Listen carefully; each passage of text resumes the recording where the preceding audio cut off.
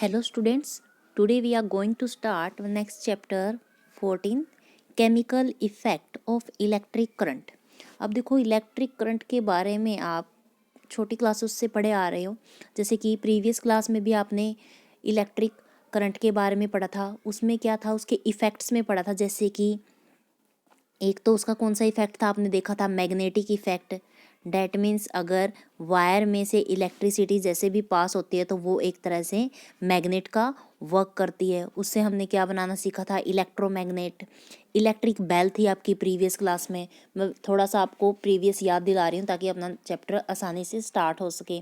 और हमने पढ़ा था हीटिंग इफेक्ट, कि जैसे ही वायर से इलेक्ट्रिक करंट पास होता है तो क्या होता है, हमारी वायर हीट हो जाती है या गर्म हो जाती है, तो उसको हम क्या बोलते हैं, हीटिंग इफेक्ट बोलते हैं।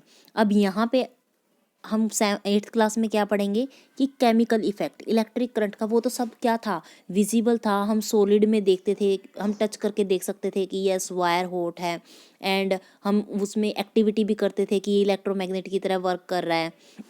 तो सबसे पहले अब यहाँ पे हम बात करते हैं, do liquid conduct electricity. First question यही आता है कि जब केमिकल इफेक्ट हम इलेक्ट्रिक करंट का पढ़ेंगे तो केमिकल्स जो भी रिएक्शन होती हैं वो ज़्यादातर लिक्विड्स की फॉर्म में होती हैं। तो क्या हमारा जो इलेक्ट्रिसिटी है वो लिक्विड में कंडक्ट करती है, डेट मीन्स लिक्विड के थ्रू क्या होती है, पास आउट हो सकती है। अब आपने प्रीवियस क्लास में कंडक्टर एंड इंसुलेटर के बारे में पढ़ा था, या फिर हम ये बोल सकते हैं good conductor and poor conductor.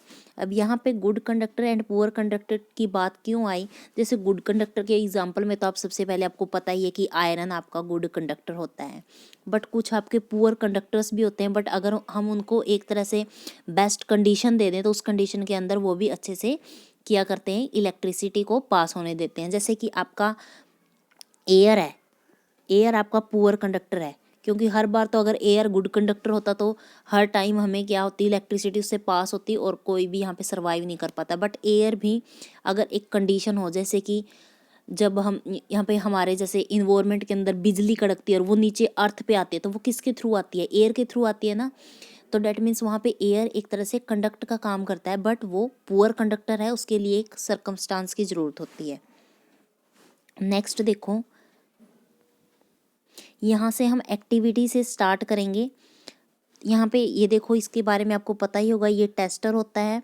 अगर घर पे कोई भी मैकेनिक आता है ठीक करने के लिए तो वो सबसे पहले इस टेस्टर की हेल्प से चेक करता है कि इन वायर्स में करंट है या नहीं। अगर करंट होता है तो यहाँ पे कुछ लाइट टाइप यहाँ से ऑन हो जाता है और इससे पता चल जाता है कि वायर्स के अंदर करंट है या सॉकेट के अंदर करंट है।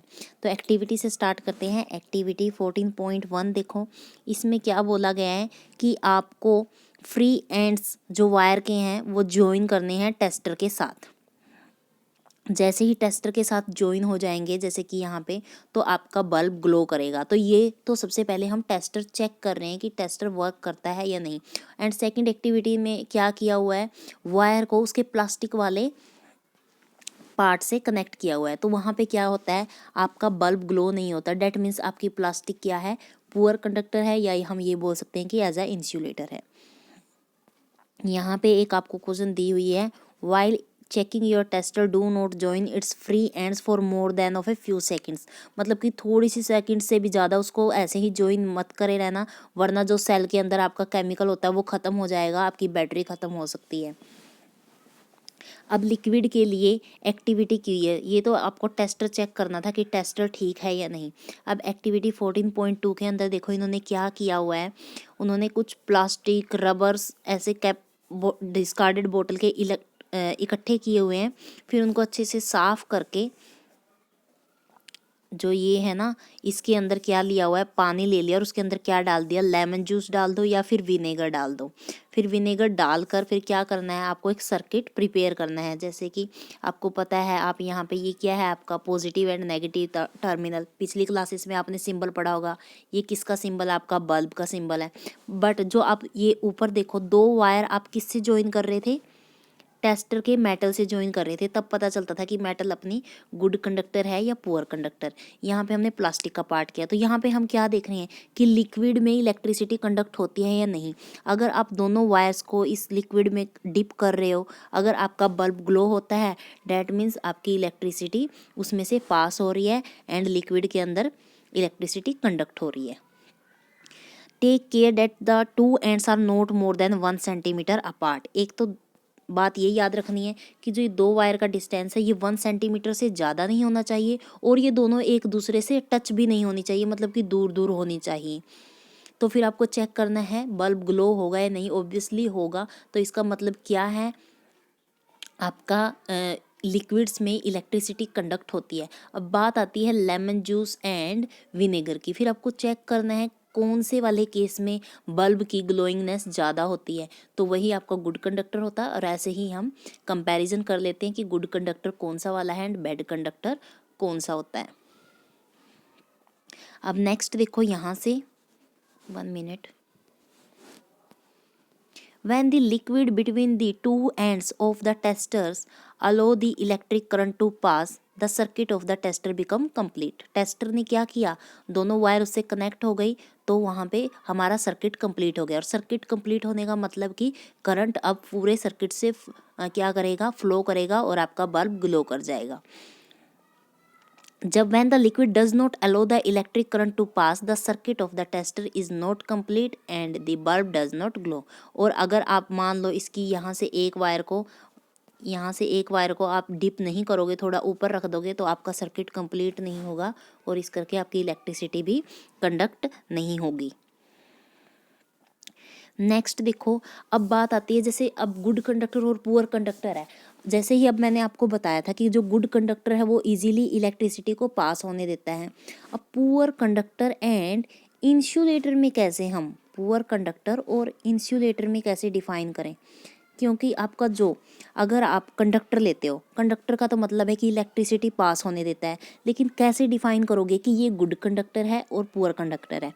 तो इसके लिए हम बल्ब के प्लेस पे क्या यूज़ करेंगे,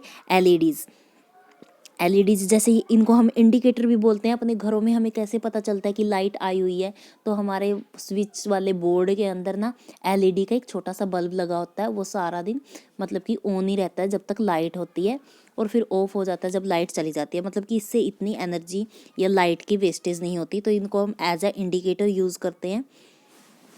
तो चलो इसके बारे में थोड़ा सा करते हैं। ये मटेरियल यहाँ से देखो, the circuit of the tester may be complete and yet the circuit current through it may be too weak to make the bulb glow.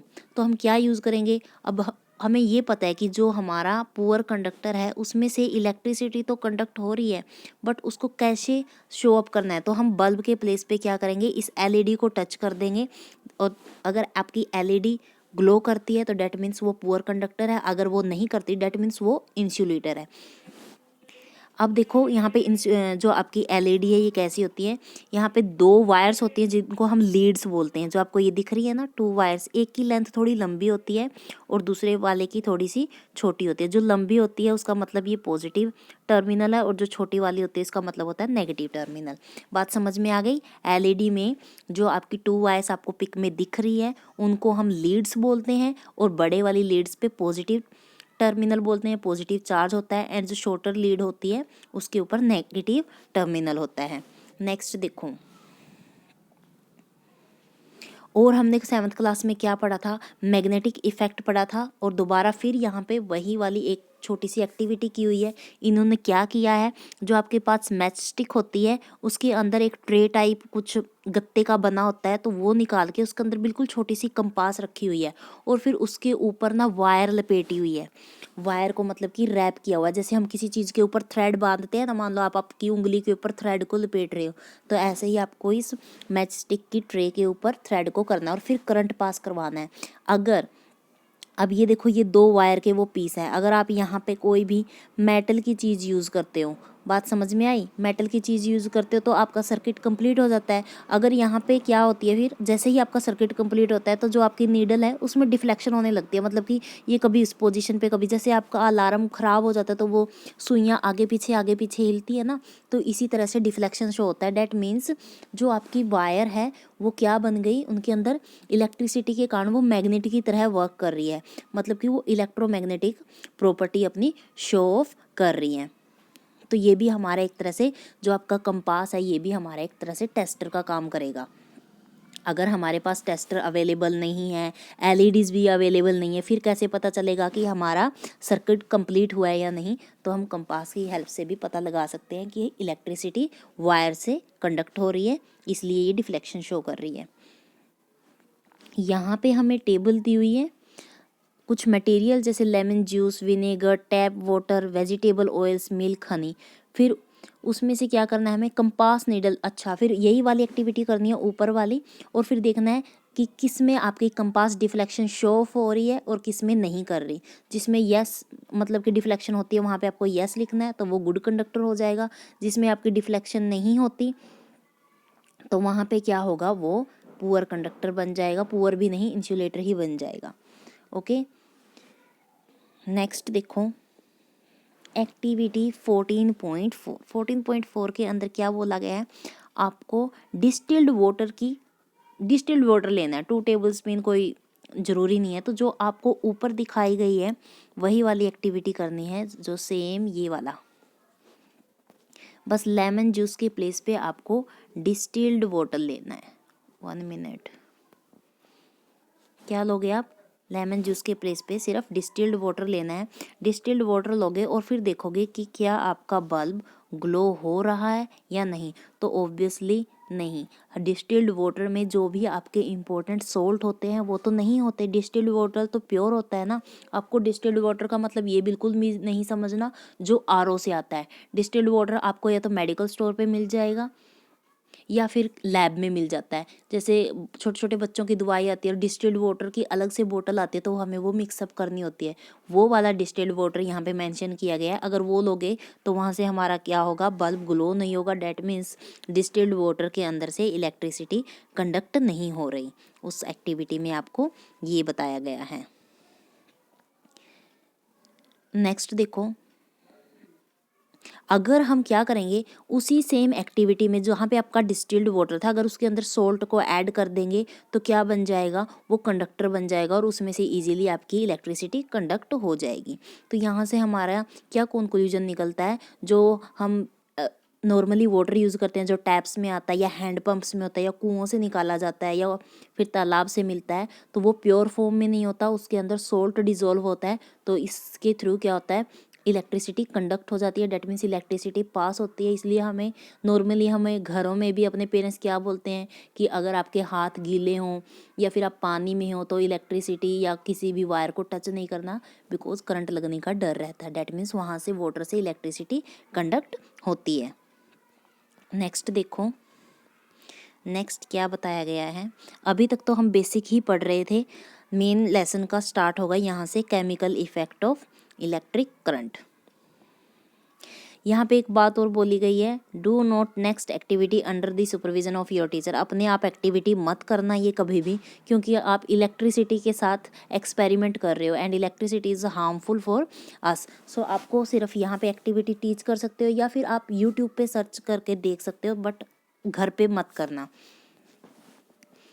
Next देखो, आपको एक्टिविटी 14.5 के अंदर क्या बोला गया है, आपको 3 अलग अलग डिफरेंट कप लेने हैं प्लास्टिक के। प्लास्टिक के कप इसलिए लेते हैं क्योंकि प्लास्टिक जो हमारी है वो बैड कंडक्टर होते हैं या फिर इंसुलेटर की तरह काम करते हैं। उसमें से इलेक्ट्रिसिटी बिल्कुल भी कंडक्ट नहीं होती और हमें करंट लगने का डर नहीं रहता है। इसी वजह से क्या होता है, जो हमारी वायर होती है उसके ऊपर किस चीज़ की कोटिंग होती है, प्लास्टिक की। आप घर में जितनी भी वायर यूज़ करते हो, मतलब कि कलरफुल वायर होती है, ब्लैक, ब्लू, येलो, ग्रीन, तो वो प्लास्टिक की कवरिंग के साथ होती है, क्योंकि प्लास्टिक से आपका करंट पास नहीं होता।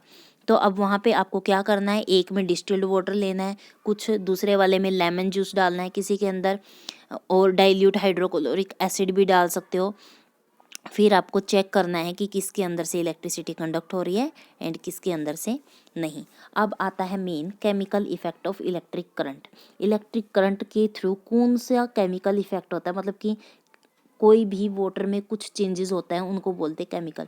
तो यहाँ पे आपको एक्टिविटी क्या करनी है, सेम आपको वही सेल यूज़ करनी है।